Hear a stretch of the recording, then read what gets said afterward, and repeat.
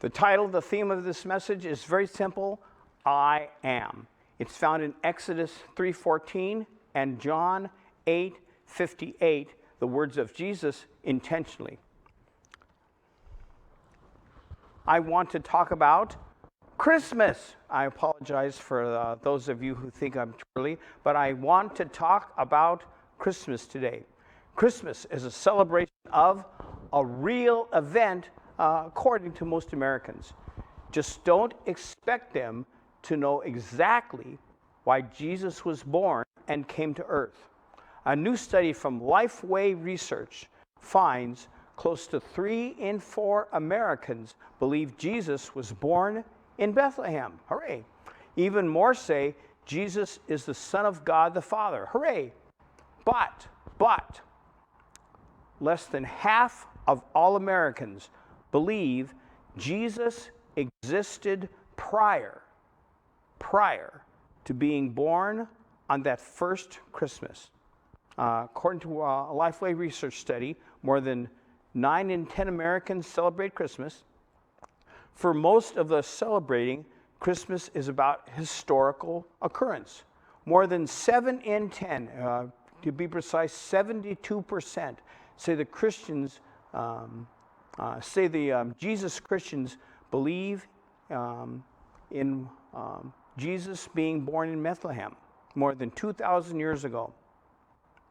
Most Americans agree Jesus Christ is the Son of God the Father, exactly 80%. But the average person isn't quite as sure about the Son of God's existence prior to Jesus' birth. Surprisingly, around 41% say God's Son existed before Jesus was born in Bethlehem. 32% Americans disagree, and 28% say they're not sure. That's graphic. So,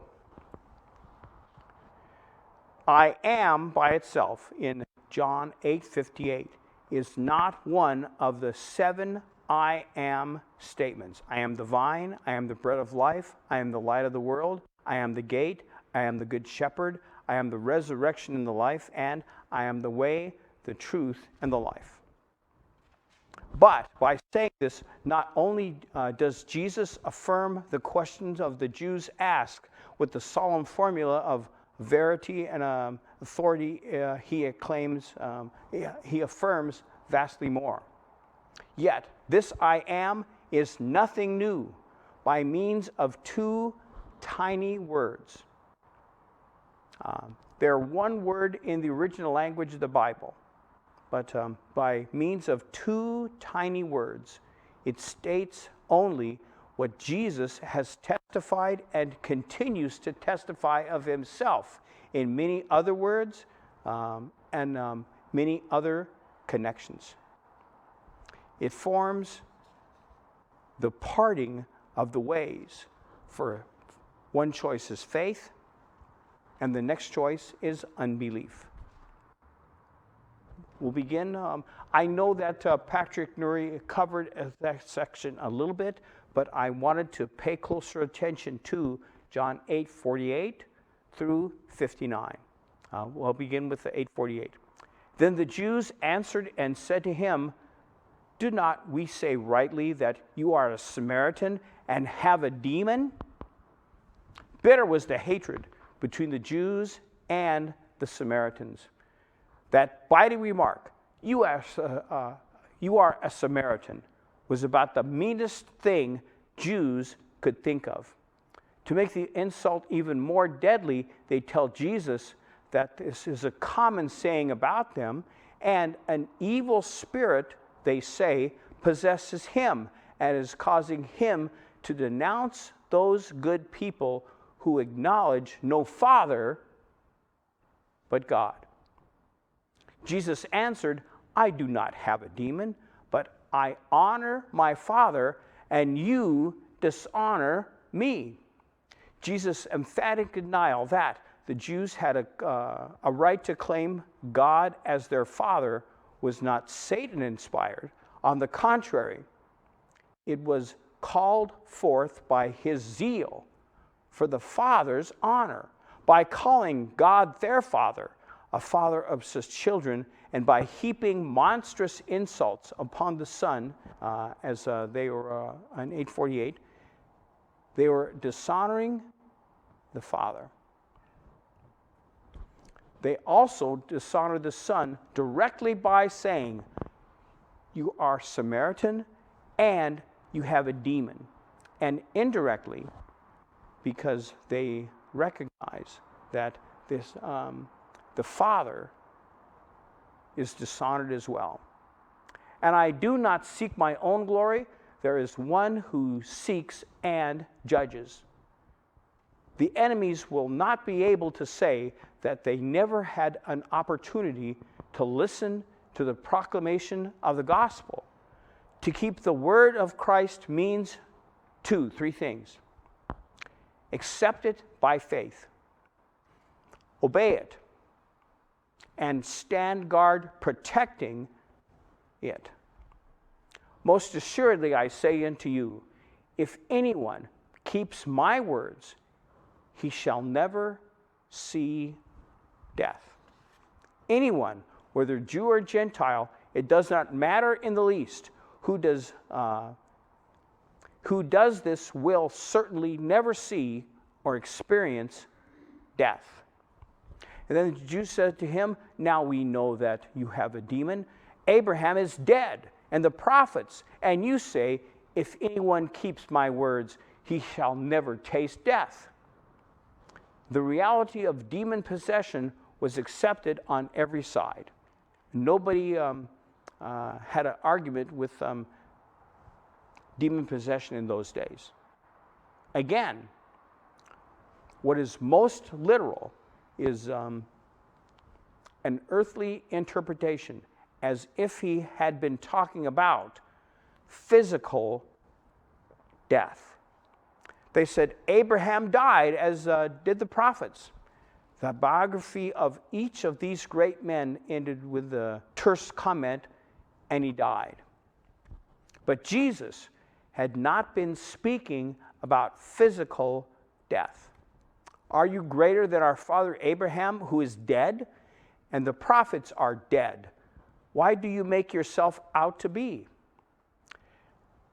The exclamation, certainly, you are not greater than our father Abraham, immediately recalls a somewhat similar one which proceeded from the lips of the Samaritan woman in John chapter 4. However, soon afterward, her heart gave an affirmative answer to the question. With them, it was very different. Theirs were a case of progressive hardening. Their heart was hardened over and over by their words coming out of their mouths. Whom are you making yourself? As if Jesus were trying to glorify himself. Of course, I am honoring my Father had not even registered with him. They had not listened to his words. A side comment, if you're so interested in what you're going to say next when you make an argument, one thing is true, you're not listening. Jesus answered, if I honor myself, my honor is nothing. It is my Father who honors me, of whom you say that he is your God. The very one who by this base and wicked vilifiers is proudly called our God, glorifies the Son whom they reject. This is my beloved Son, with whom I am well pleased. Listen to him. This proves how empty was their claim and how wicked their attack. The Father is ever engaged in the glorification of the Son. He does this by enabling the Son to perform mighty works, by causing his virtues to stand out in connection with his suffering and rewarding him for it, and even at times by a direct voice from heaven. This Father you call our God, says Jesus, And he continues, yet you have not known him, but I know him. And if I say, I do not know him, I shall be a liar like you. Wow. But I do know him and keep his word. The meaning is this, of the crowd. You have not learned to recognize him, have not been acquainted with him, though he revealed himself to you, but I do know him intuitively and directly, having been in his very presence from all eternity.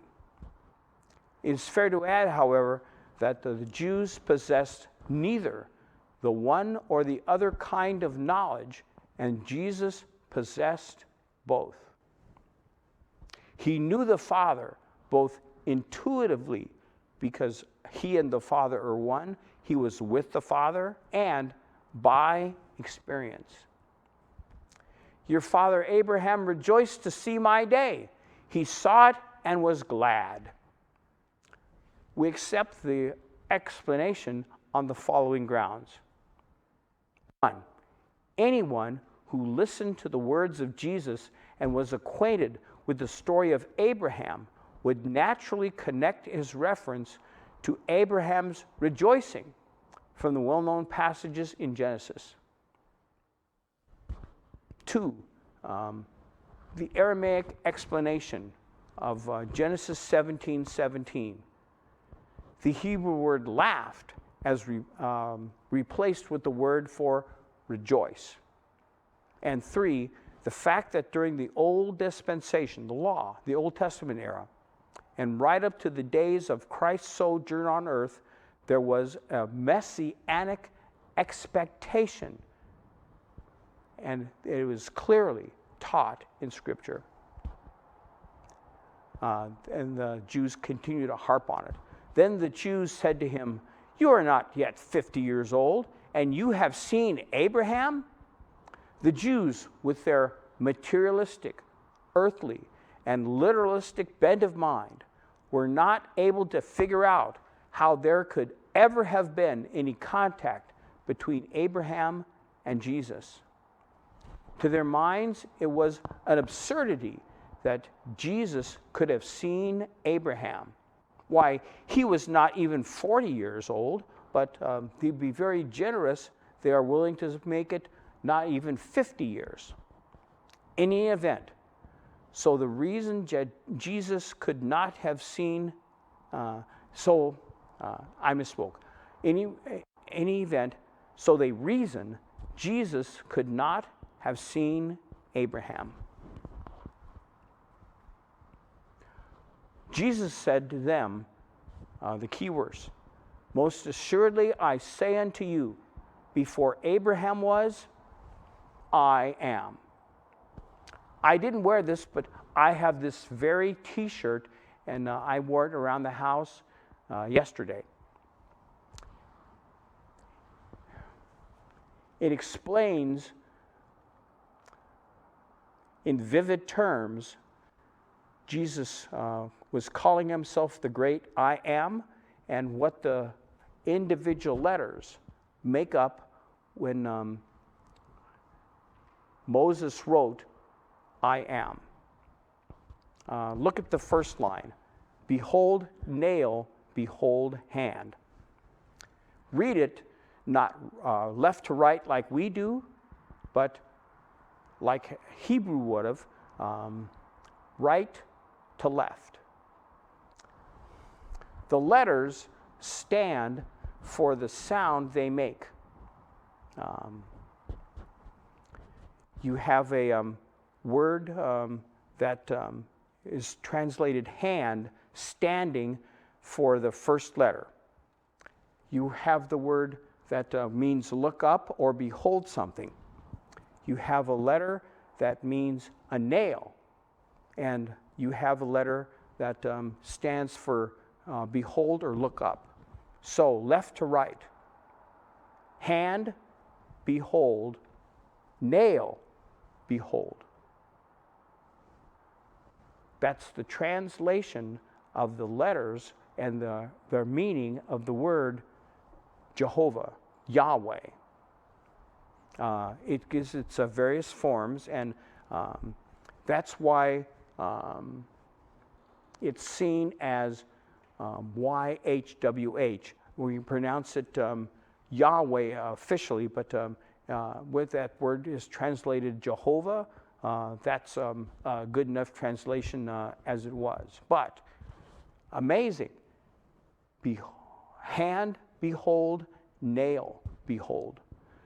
The spelling of God's name, God's covenant name with Israel, is teaching about somebody who has a nail in their hand.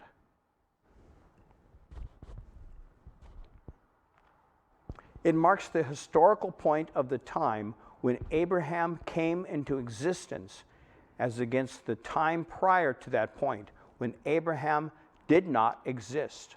The word sets a point of beginning for the existence of Abraham, so the I am indicates absolute existence for the person of Jesus with no point of beginning at all.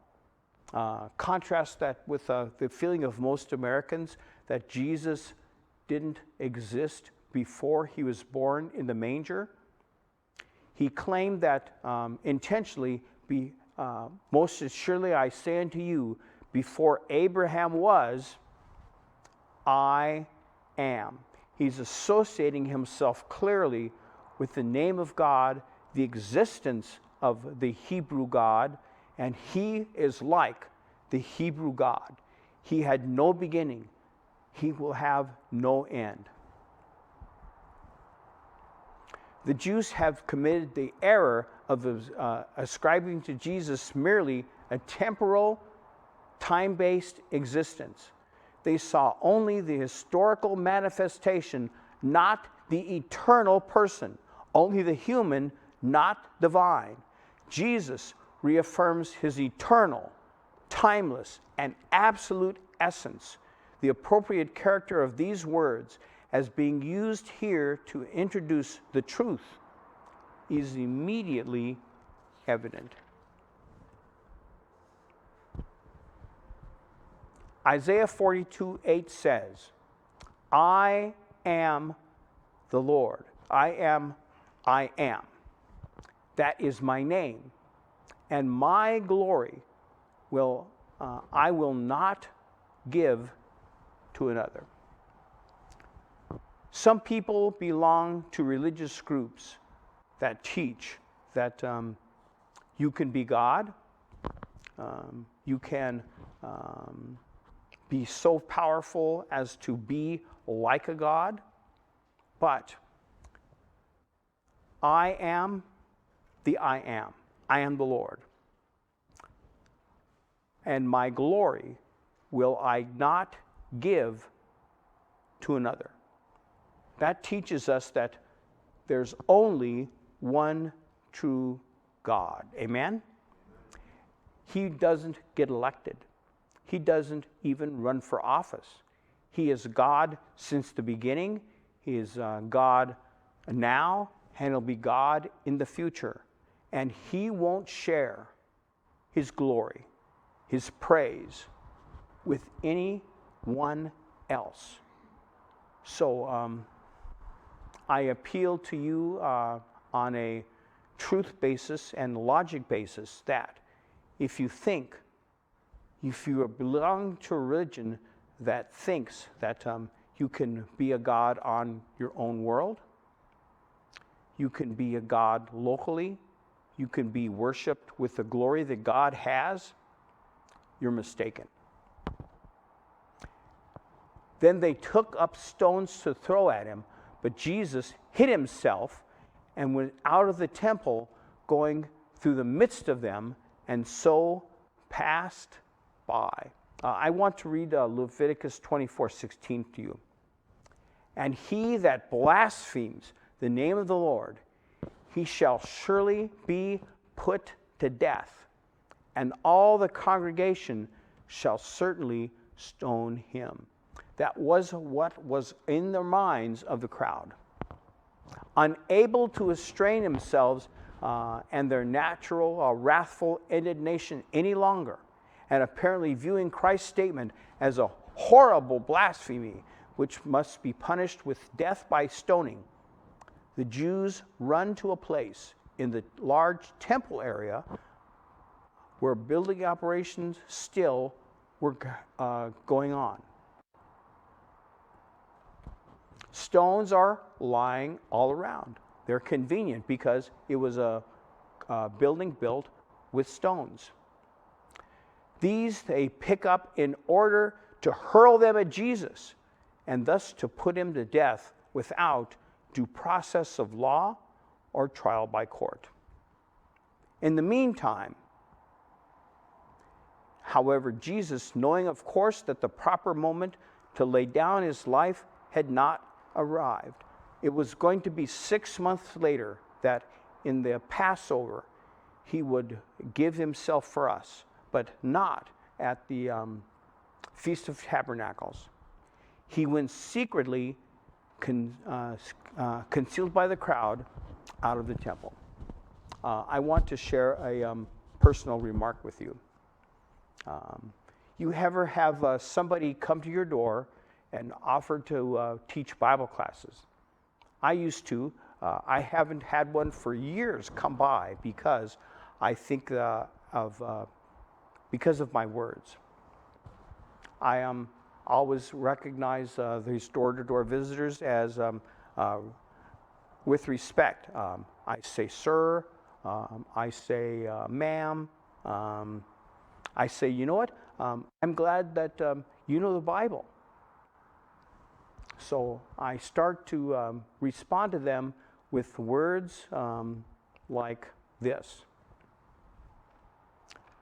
I bring up this verse, and I say that Jesus was stating he was God, like God the Father, and more, exactly like God the Father.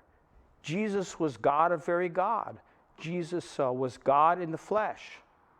And there's usually some response, but it's not clear because these persons I'm thinking about think that Jesus was the first of God's created beings. Surely he was not God himself. So I conclude the discussion with, wow, I think that Jesus was God of very God. That's what the Athanasian Creed says. That's what the Council of Chalcedon says. Good thing Jesus is not here, because you'd be picking up rocks and throwing them at him and me both. Ha ha ha. For us, Jesus suffered in various ways in this passage. He suffered from abuse. Are not we correct in saying you are a Samaritan and have a demon? The Prince of Life responds, I do not have a demon.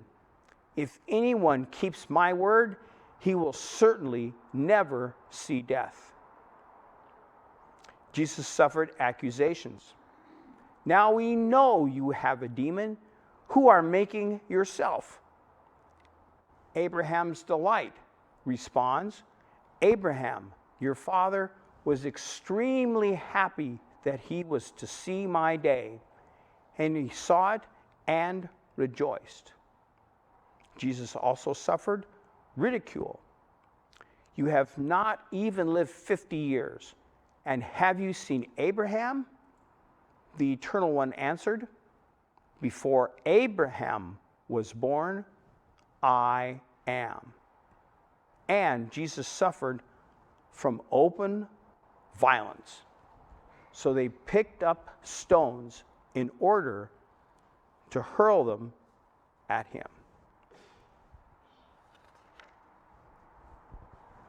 Bono was asked, who was Christ? I'm not saying he's a believer.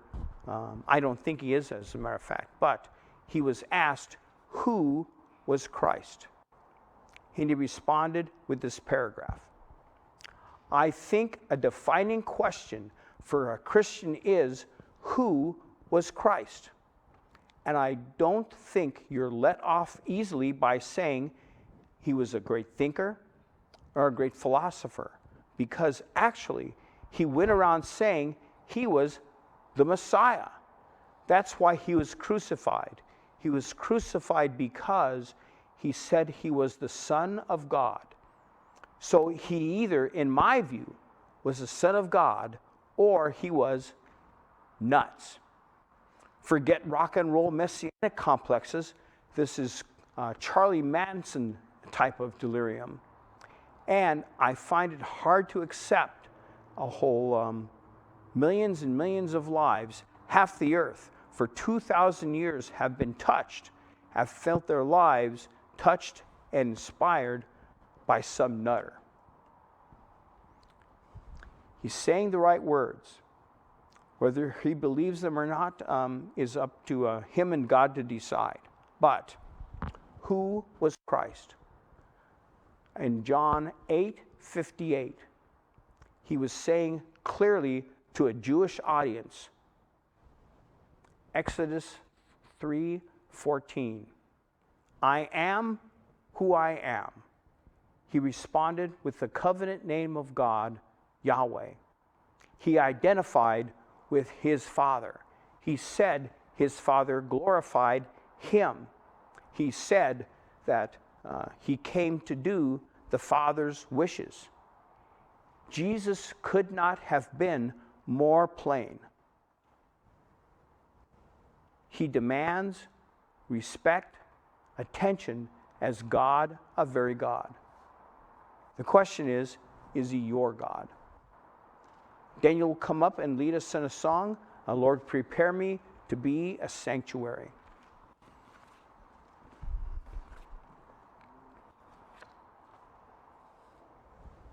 We'll sing it 2 times.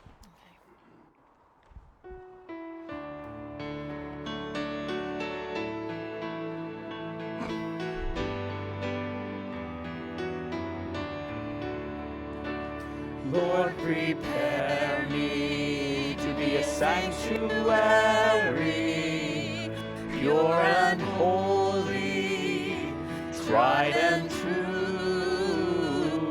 With thanksgiving, I'll be a living sanctuary for you.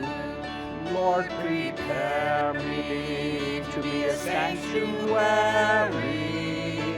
pure and holy, tried and true. With thanksgiving, I'll be a living sanctuary.